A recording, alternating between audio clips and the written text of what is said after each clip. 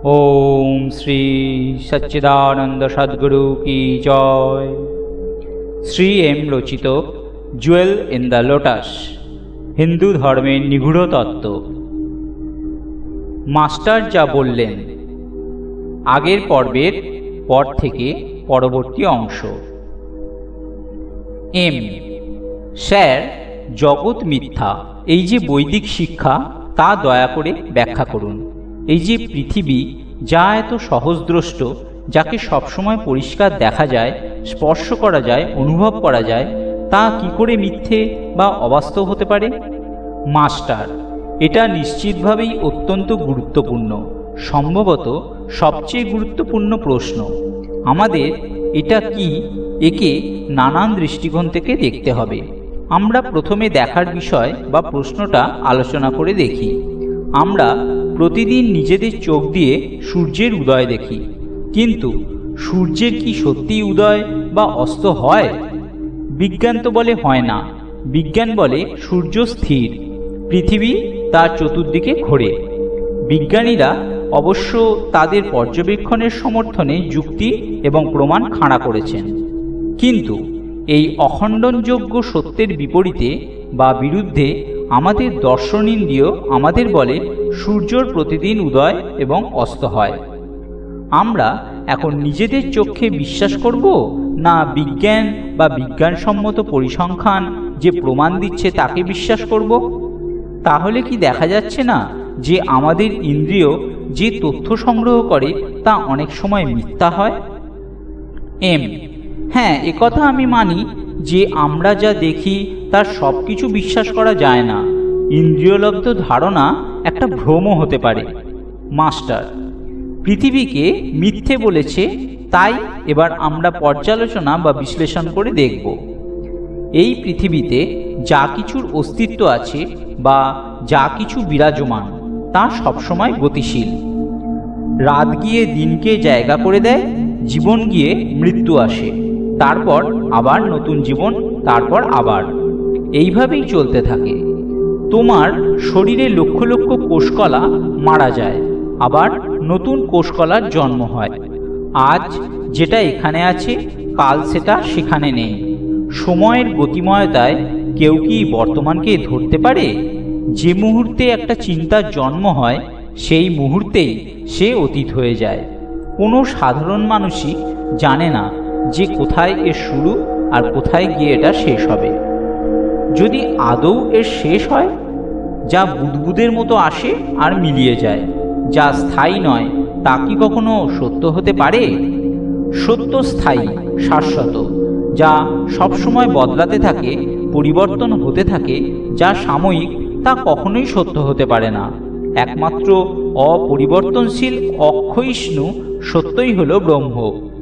এবার আমরা আরও কাছ থেকে এই ইন্দ্রিয়গ্রাহ্য পৃথিবীর সত্যতা বা বাস্তবতার প্রশ্নটা পরীক্ষা করে দেখি। বিশ্লেষণের স্বার্থে আমরা ধরে নিই সবুজ রঙের একটা ছোট কাঠের ঘনক্ষেত্র রয়েছে। অন্যান্য বস্তুর থেকে এই বস্তুটিকে প্রথম যে গুণটি একে পৃথক করেছে তা হলো এর রং।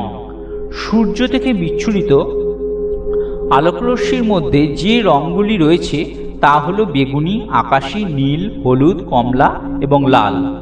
এইসব রঙগুলো কি একসঙ্গে তোমরা সাধারণত মনে রাখো ভিবজিওর নামে। আমাদের ছাত্র জীবনে আমরা এই পরীক্ষা নিরীক্ষা অনেক করেছি, যেখানে একটা চক্রাকার বস্তুকে এই সবকটি রং দিয়ে রং করা হতো, আর তারপর এটিকে খুব দ্রুত ঘূর্ণন বা আবর্তন করার সময় শুধুমাত্র সাদা রংটিকেই দেখা যেত, আলোর বিচ্ছুরণের সঙ্গে সাদৃশ্যর প্রমাণ হিসেবে। আমরা দ্বিতীয় একটি পরীক্ষাও করতাম। একটা কাঁচের প্রিজমের মধ্যে দিয়ে একটা সাদা আলোকরশ্মির প্রতিসরণ ঘটানো হতো, আর অবিলম্বে তা ওই সাতটা আলোতে ভেঙে যেত।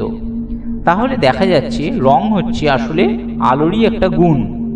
আমরা যখন কোনো বস্তুকে সবুজ বলি, তার মানে সেটা পুরোপুরি সত্যি নয়।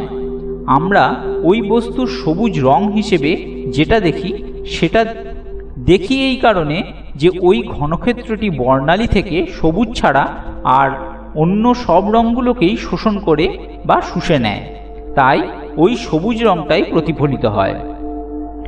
এমন বস্তু যা সমস্ত রঙকেই শুষে নেয় বা শোষণ করে নেয় তাকে কালো দেখায়, আর এমন বস্তু যে সব রঙগুলোকেই প্রতিফলিত করতে সম্ভব তাকে সাদা দেখায়। কাজেই তার আণবিক পরিকাঠামো বা রাসায়নিক গঠনের জন্য যে কোনো বস্তুর শুধুমাত্র যে গুণটা থাকে তা হলো বাকি রঙগুলোকে শোষণ করে বা শুষে নিয়ে নির্দিষ্ট কয়েকটি রঙের প্রতিফলন ঘটানো।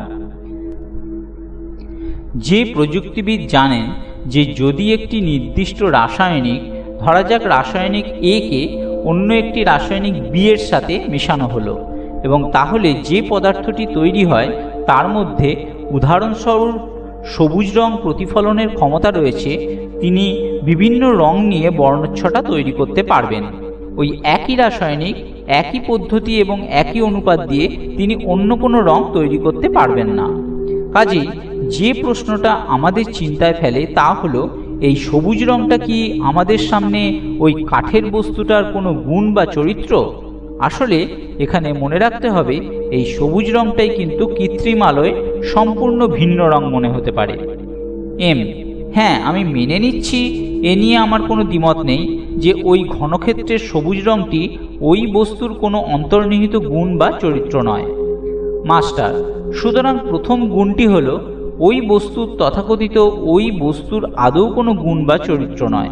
কাজেই রং কোনো বস্তুর গুণ বা চরিত্র নয়, এটা হলো বস্তুর ওপর যে আলো পড়ে তার গুণ। বা আমরা যদি বর্ণান্ধ হই তাহলে এটা হলো সেইটা যা আমাদের সীমিত বর্ণ ধারণা আমাদের সামনে তুলে ধরে বা পরিবেশন না করে। তাহলে রং কি ভ্রম বা বিভ্রম নয়? এবার আমরা আমাদের উদাহরণের বস্তুটির আকারটা ধরি, যা হলো কিনা ঘনক্ষেত্র। আমরা যা বুঝি তাতে এটা হলো একটা বস্তু 6টি সমমাপের বর্গক্ষেত্র দিয়ে তৈরি। আমরা যখন এটার দিকে দেখি তখন আমরা একই সঙ্গে এর সবগুলো দিক দেখতে পাই না। একসঙ্গে যে কোনো 3টে দিক পর্যবেক্ষণ করে আমরা সিদ্ধান্ত নিই যে এটি একটি ঘনক্ষেত্র। আসলে যা হয় তা হলো ওই বস্তু থেকে যে আলোকরশ্মিগুলো প্রতিফলিত হয় তা আমাদের চোখের লেন্সের মধ্যে দিয়ে যায়, আর লেন্সের পেছনে রেটিনাতে ওই বস্তুটির একটি প্রতিচ্ছবি তৈরি করে। সম্পূর্ণ প্রতিচ্ছবি নয়, ওই বস্তুটির 1, 2 বা 3 দিকের প্রতিচ্ছবির মাপ, আয়তন এবং দৃষ্টির কোণের উপর নির্ভর করে। আংশিক তথ্য হওয়া সত্ত্বেও আমাদের মস্তিষ্ক এই সিদ্ধান্তে পৌঁছায় যে এটি একটি ঘনক্ষেত্র। আমাদের দৃষ্টিপাতের বাইরে যে দিকগুলো আছে সেগুলো যেন সে অচেতন মনে দেখতে পায়। আর অবশ্যই সম্পূর্ণ প্রক্রিয়াটি ঘটে ক্ষণিকের মধ্যে, আর আমরা এটাকে বলি দেখা। তুমি নিশ্চয়ই এর একটা বিপরীতধর্মী ঘটনাও নজর করেছ। তুমি যদি কোনো মোটর গাড়ি বৃষ্টিতে ভিজে থাকে এবং উইন্ডস্ক্রিন দিয়ে বাইরের দিকে দেখো তাহলে দেখবে বৈদ্যুতিন বাতিস্তম্ভগুলোকে ঝুঁকে পড়া লাগছে, এমনকি গাছপালা বা অন্যান্য বস্তুকেও তাদের সাধারণ স্বাভাবিক আকারের চেয়ে ভিন্ন লাগছে। আরেকটা উদাহরণ দিই, তুমি যদি কোনো অসমান কাঁচের থালার মধ্যে দিয়ে দেখো তাহলে মানুষের মুখগুলো কেউ বিকৃত ক্যারিকেচার্সের মতো লাগবে। এবার কল্পনা করো যে কোনো এক প্রাণী জন্ম হয়েছে সাধারণ মানুষের চেয়ে ভিন্ন গঠনের চোখ নিয়ে। এমন হতেই পারে যে আমাদের কাছে যাকে সরল রেখা মনে হয় তার কাছে এটা বক্ররেখা মনে হচ্ছে। আমরা যাকে ঘনক্ষেত্র দেখছি সে হয়তো সেটাকে গোলাকার দেখছে। সে যদি তার দেখা আকারগুলো নিয়ে তোমার সঙ্গে কথা বলে তুমি তাকে বিশ্বাসই করবে না। কিন্তু এই অনিশ্চয়তা শুধুমাত্র দেখা নিয়েই। কিন্তু আমরা স্পর্শ নিয়ে কি বলবেন স্যার? আমি নিশ্চয়ই ওই ঘনক্ষেত্রের আকারটা অনুভব করব। মাস্টার, আমরা যেমন ঘনক্ষেত্রের সব দিকগুলো একসঙ্গে দেখতে পাই না, ঠিক তেমনি আমরা সব দিকগুলো একসঙ্গে অনুভবও করতে পারি না। এই উদাহরণের ক্ষেত্রে আমরা আংশিকভাবে উপলব্ধ কিছু স্পর্শকাতর ছাপ এবং চাক্ষুষ ধারণাকে কিছু মানসিক ভেলকিবাড়ির সাহায্যে এই সিদ্ধান্তে পৌঁছই যে এই বস্তুটি একটি ঘনক্ষেত্র। তুমি তো ওই 6 অন্ধ ভিক্ষুক এবং হাতির বিখ্যাত কাহিনীটা জানো। তুমি তো জানো তারা প্রত্যেকে কিভাবে ওই প্রাণীটির আকার সম্বন্ধে নিজ নিজ সিদ্ধান্তে পৌঁছেছিল। তুমি তোমার স্পর্শ ইন্দ্রিয় সম্পর্কে একটা বাস্তব পরীক্ষা নিরীক্ষা করে দেখতে পারো। দুটো গেলাস নাও, তার একটিতে ঈষৎ উষ্ণ জল বা কুসুম কুসুম গরম জল আর অন্যটিতে ঠান্ডা জল রাখো। দুই হাতের দুই তর্জনীর একটিতে উষ্ণ জলের গ্লাসে আর অন্যটিতে ঠান্ডা জলের গ্লাসে ডোবাও। এবার তর্জনী দুটো বার করে সঙ্গে সঙ্গে বিপরীত ক্রমে গ্লাসে ডোবাও। দেখবে যে আঙুলটাকে ঠান্ডা জলের গ্লাস থেকে তুলে কুসুম কুসুম গরম জলের গ্লাসে ডুবিয়েছ সেটাতে বেশি গরম অনুভূত হচ্ছে, যে আঙুলটা কুসুম কুসুম গরম জলে ডুবিয়েছিলে তার চেয়ে। কাজেই আমরা দেখছি ঘনক্ষেত্রে যে দুটি গুণকে আমরা তার অন্তর্নিহিত গুণ বলে ভেবেছিলাম সেগুলো আদৌ তার চরিত্র নয়। কাজেই রং বা আকার কোনোটাই আমাদের উদাহরণের বস্তুর অন্তর্নিহিত চরিত্র বা গুণ নয়।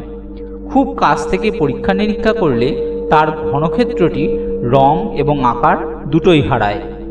তৃতীয় যে কোণটির কথা এবার আমরা আলোচনা করব তা হলো মাপ বা আয়তন। আয়তন ও একটি আপেক্ষিক ধারণা। ধরা যাক আমাদের ঘনক্ষেত্রটির দৈর্ঘ্য 4 ইঞ্চি, প্রস্থ 4 ইঞ্চি এবং উচ্চতাও 4 ইঞ্চি। আমরা যে মাপকাঠিটি স্থির করেছি সেই অনুযায়ী খোলা চোখে আমরা যে আয়তন দেখতে পাই তা পুরোপুরি আপেক্ষিক। তুমি যদি একটু দূর থেকে দেখো তাহলে একে কাছ থেকে দেখার চেয়ে অনেক ছোট দেখাতে পারে। কিংবা একটা খুব ছোট্ট প্রাণীর কথা চিন্তা করো, একটা ছোট্ট পিঁপড়ের মতো যে ওই ঘনক্ষেত্রটার দিকে তাকিয়ে আছে, ছোট্ট প্রাণীটার কাছে ওই ঘনক্ষেত্রটা একটা বিশাল আয়তন কিছু বলে মনে হবে, অনেকটা একটা পাহাড়ের মতো যার উপর তাকে উঠতে হবে বা যাকে পাক খেতে হবে অন্যদিকে পৌঁছানোর জন্য। তার মাপকাঠি যদি আমাদের মাপকাঠির সঙ্গে এক হয় তাহলে এটা তখনও একটা 4 ইঞ্চির ঘনক্ষেত্র, কিন্তু ওই পিপিলিকাটির কাছে 4 ইঞ্চি যেন 4 মাইলের সমান। আমাদের জন্য চিনির দানা খুবই ক্ষুদ্র, কিন্তু ওই পিপিলিকাটি যেটি তাকে বহন করছে তার জন্য তার ওজন বিরাট। আবার একজন শিশুর কাছে তার পিতা একজন লম্বা দৈত্যের মতো, কিন্তু যখন সে বড় হয়ে যায় তখন আর সেরকমটা থাকে না। কাজেই তুমি বুঝতে পারছো আয়তন ও আপেক্ষিক এবং তা নির্ভর করে পর্যবেক্ষকের ওপর। তাহলে ওই ঘনক্ষেত্রটি তার সাধারণভাবে স্বীকৃত গুণাবলী নিয়ে কোথায়? তার প্রকৃত আয়তন কত? এটা কি বড়, ছোট না অতি ক্ষুদ্র? এই প্রশ্নের কোনো নির্দিষ্ট উত্তর হয় না। কিন্তু ভরের ক্ষেত্রে কি হয় স্যার? এটা তো কঠিন, দৃঢ় এবং আমি এটা অনুভব করতে পারি। মাস্টার, আমরা প্রথমেই ঘনক্ষেত্রের কাঠিন্য, দৃঢ়তা এবং বিশালতা নিয়ে আলোচনা করব।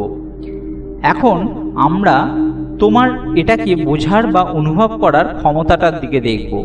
কল্পনা করো একটা আণুবীক্ষণিক ভাইরাসের মতো কোনো কিছু তোমার শরীরে প্রবেশ করলো। এটা এতটাই ক্ষুদ্র তোমার শরীরে ঢুকে যেতে বা প্রবেশ করতে পারে। এর জন্য আমাদের রক্তপ্রবাহ যেন এক বহমান নদীর মতো, যাতে সে সাঁতার কাটতে পারে, আর আমাদের শিরা ধমনীগুলো নালাপথ বা সুড়ঙ্গ পথের মতো। তোমার দৃঢ় কঠিন শরীর ওই ভাইরাসটির জন্য একেবারেই দৃঢ় কঠিন নয়। সে তোমার শরীরের একটি কোষের চেয়েও ছোট হওয়ার দরুন অনায়াসে এমনকি তোমার অস্থিমজ্জার মধ্যেও প্রবেশ করে যেতে পারে। আমরা এবার অন্য দৃষ্টিকোণ থেকে এই কাঠিন্য বা দৃঢ়তার ব্যাপারটা দেখি। যেমন তুমি জানো সমস্ত তথাকথিত কঠিন বা দৃঢ় বস্তুতে প্রাথমিকভাবে অণুগুলো একে অপরের সঙ্গে জুড়ে জুড়ে থাকে, বলতে গেলে ফাঁকা জায়গা দিয়ে।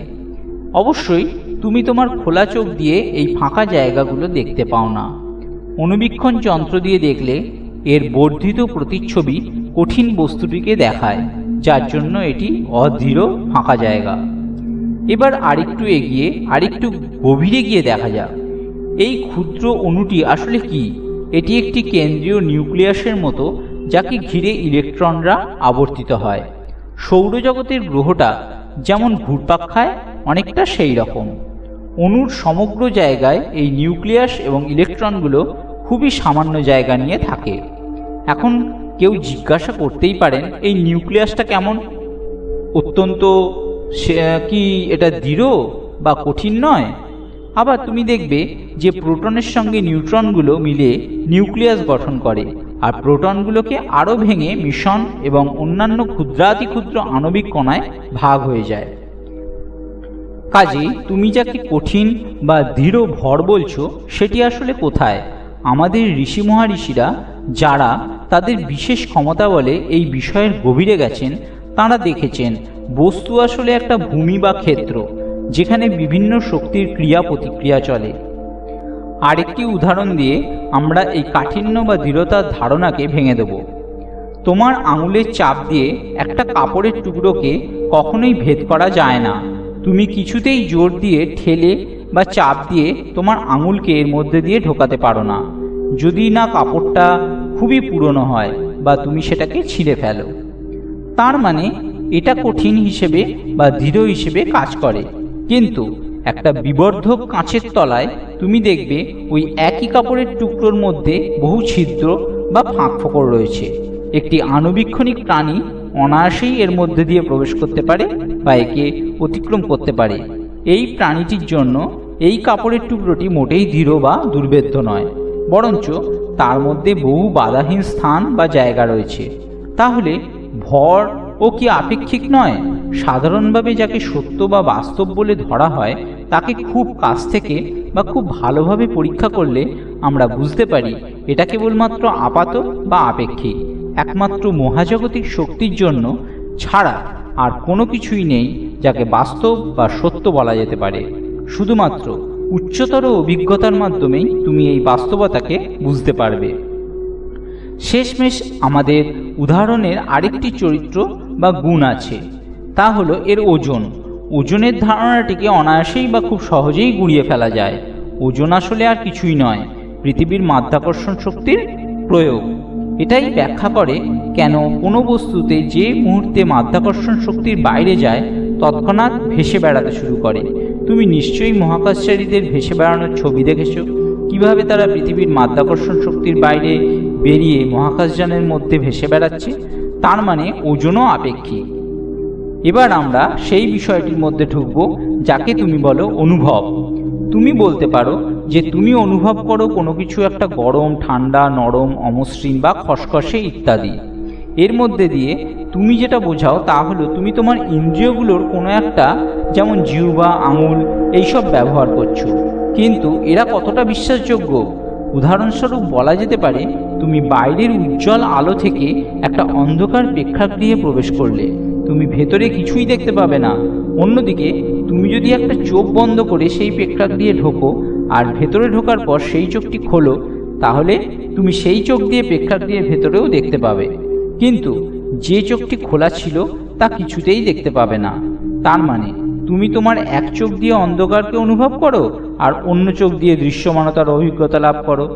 যদি ধরে নেওয়া যায় তোমার দুটি চোখেরই স্বাভাবিক দৃষ্টিশক্তি আছে, তাহলে তোমার পারিপার্শ্বিক পরিবেশ এবং তোমার অনুভূতির কাছে কোনটা সত্যি? এইভাবে যষ্টি মধু খাওয়ার ঠিক পরেই যদি তুমি চিনি খাও, তাহলে সাধারণভাবে চিনি যতটা মিষ্টি লাগে ততটা মোটেই লাগবে না। তাহলে চিনির মিষ্টতা কোথায় গেল? তোমার মিষ্টতার স্বাদ পাওয়ার ক্ষমতাই বা কোথায় গেল? এই রকম ভুরি ভুরি অনন্ত উদাহরণ দেওয়া যেতে পারে। ইতিমধ্যেই এটা কি যথেষ্টভাবে পরিষ্কার হওয়া যায়নি যে আমরা যাকে বস্তুর বাস্তবতা বলে বা ইন্দ্রিয় ধারণার অসম্পূর্ণতা বলে ধরে নিই, তা আসলে একটা বিভ্রম, আমাদের মনের তৈরি করা, আমাদের চিন্তা, আমাদের অনুভূতি। এর মানে কিন্তু বস্তুর অস্তিত্ব বা আমাদের বোঝার ক্ষমতাকে অস্বীকার করা নয়। যেটা বোঝার দরকার তা হলো পৃথিবীটা বাস্তব শুধুমাত্র আপেক্ষিকভাবে, কিন্তু চূড়ান্ত অর্থে এটা বাস্তব হতে পারে না। তবুও এই আপেক্ষিক বাস্তব আবশ্যক এই পৃথিবী চলার জন্য। এর চেয়ে বেশিও নয়, এর চেয়ে কমও নয়। দুর্ভাগ্যজনকভাবে একে চূড়ান্ত বাস্তব বলে মেনে নেওয়াটাও একটা ভুল, যেটা আমরা সকলেই করি, আর তার মধ্যেই আমাদের সমস্ত দুঃখ দুর্দশা লুকিয়ে থাকে। এই সাথেই শেষ হলো আজকের স্বাধ্যায়। ওম শ্রী সচ্চিদানন্দ সদ্গুরু কি জয়।